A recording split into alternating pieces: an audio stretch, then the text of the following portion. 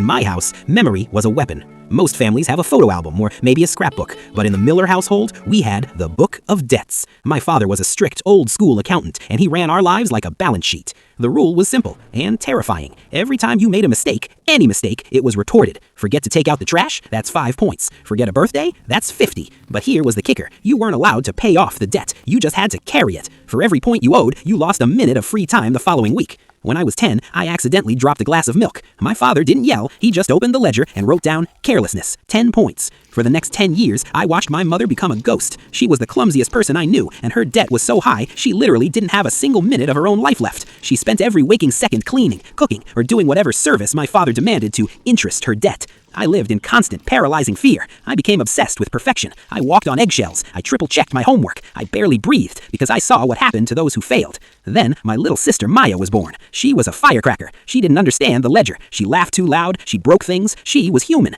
One night, I saw my father standing over her crib with a black book. He was starting a fresh page for her. He looked at me and whispered, "She's already behind schedule. She'll be working for me by the time she's 6. Something inside me just snapped. I didn't argue. I didn't scream. I waited until they were asleep. I took that ledger to the backyard and I doused it in lighter fluid. Watching those pages curl and blacken was the most beautiful thing I'd ever seen. 10 years of debts gone in 10 seconds of fire. The next morning, the silence in the house was different. It wasn't the silence of fear. It was the silence of a blank page. My father looked at the empty shelf where the book used to be. Then he looked at me. I didn't say a word. I just handed him the lighter. We don't talk about the book anymore. Maya is 10 now, and she's the loudest, messiest kid in the state. And honestly, every time she breaks a glass, I just smile.